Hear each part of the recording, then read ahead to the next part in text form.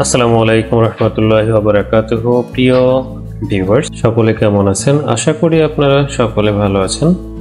নতুন একটি টিউটোরিয়ালে আপনাদের সকলকে স্বাগত জানাচ্ছি।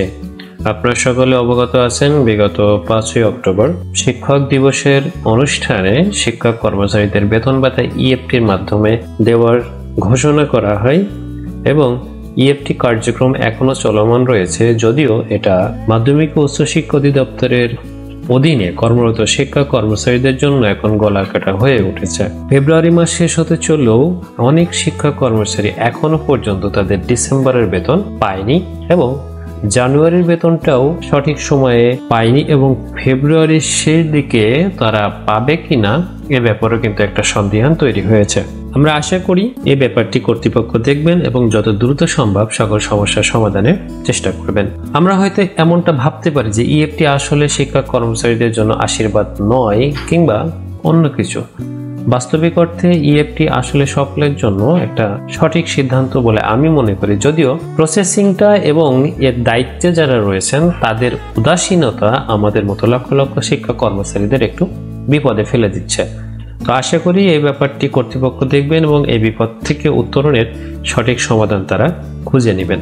ইএফটিতে বিভিন্ন লটে বিভিন্ন শিক্ষা কর্মচারীগণ ইতিমধ্যে বেতন পেয়েছেন গত ডিসেম্বর 2024-এর এবং এখনো পর্যন্ত যাদের আক্ষরিক অর্থে ভুল রয়েছে অথবা আক্ষরিক নামে ভুল রয়েছে, জন্ম তারিখে ভুল রয়েছে, এনআইডি এবং অন্যান্য ডকুমেন্টের, তাদের বেতনটা কিন্তু এখনো ছাড় হয়নি এবং তাদের এনআইডি অথবা এমপিও শিটের বিদ্যমান তথ্য, নাম অথবা জন্ম তারিখ অথবা ব্যাংকের তথ্যগুলো সংশোধনের জন্য ইতিমধ্যে মাধ্যমিক ও উচ্চশিক্ষা অধিদপ্তর থেকে একটা নোটিশ জারি করা হয়েছে এবং সেখানে বলা হয়েছে দ্বিতীয় লট থেকে চতুর্থ লট এবং পঞ্চম লটে যে সমস্ত শিক্ষা কর্মচারী বেতন পেয়েছেন তাদের ভুলগুলো সংশোধন করতে হবে।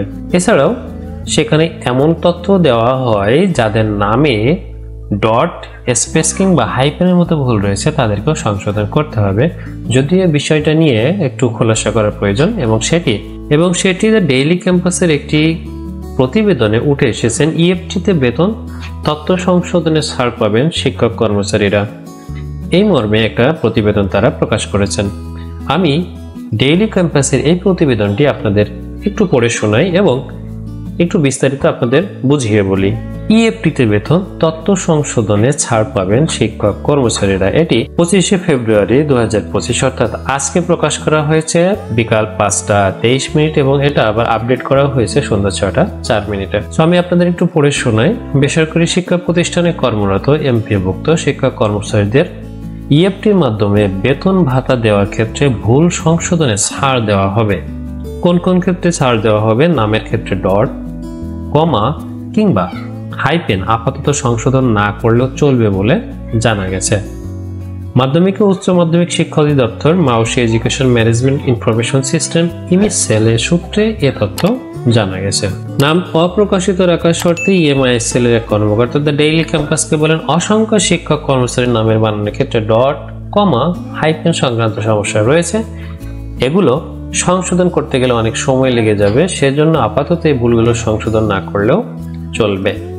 ওই কর্মকর্তা আরো বলেন, মূলত শিক্ষক কর্মচারীদের জন্ম তারিখ এবং নামের বানানের ভুল, আক্ষরিক ভুল অর্থাৎ নামের বানানের কোনো বর্ণে ভুল হয়েছে সেই ক্ষেত্রে সংশোধন করতে হবে। নামের বানানের ক্ষেত্রে 50% মিল থাকলে আমরা বিষয়টি সঠিক বলে ধরে নিব, তবে জন্ম তারিখ সহ অন্যান্য গুরুত্বপূর্ণ বিষয় অবশ্যই সংশোধন করতে হবে। এবার মাধ্যমিক ও উচ্চ মাধ্যমিক শিক্ষা অধিদপ্তরে কর্মরত শিক্ষা কর্মচারীদের জন্য আরেকটি দুঃসংবাদ হচ্ছে জানুয়ারি মাসের বেতন।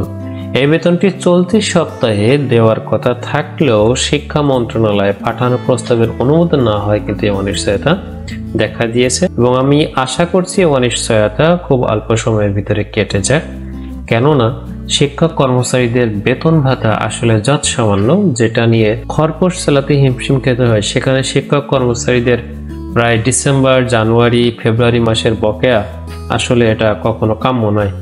আশা করি আমাদের বাংলাদেশে যে সমস্ত শিক্ষা কর্মচারীগণ রয়েছেন তাদের দুঃখ দুর্দশা আমাদের অভিভাবকের কান পর্যন্ত পৌঁছাবে। তাহলে কোন কোন ব্যাপারটি সংশোধন আপাতত না করলেও চলবে সেটা আমরা আরেকটু দেখে নিই। নামের বানানের ক্ষেত্রে ডট, কমা অথবা হাইপেন এইগুলো যাদের রয়েছে তাদের সংশোধন না করলেও চলবে, যদিও এটা দ্য ডেইলি ক্যাম্পাসের রিপোর্ট। আপনারা এই রিপোর্ট অনুযায়ী একটু ধৈর্য ধারণ করবেন এবং মাধ্যমিক ও উচ্চ শিক্ষা অধিদপ্তরে আপনার কি কি ভুল রয়েছে সেই সম্পর্কিত একটা তালিকা অথবা একটা নির্দেশনা কিন্তু দিয়ে দিবে। সেই অনুযায়ী আপনি আপনার সংশোধন কার্যক্রম চালিয়ে যাবেন। সংশোধনের ব্যাপারে কোনো প্যানিক কিংবা তড়িঘড়ি সিদ্ধান্ত নেবেন না। শিক্ষা মন্ত্রণালয় মাধ্যমিক ও উচ্চ শিক্ষা বিভাগের প্রত্যেকটি নির্দেশনা অনুসারেই কাজ করবেন। তাহলে ভবিষ্যতে এই ব্যাপারগুলো নিয়ে আপনি স্বস্তিতে থাকবেন। সকলে ভালো থাকবেন, সুস্থ থাকবেন। আসসালামু আলাইকুম।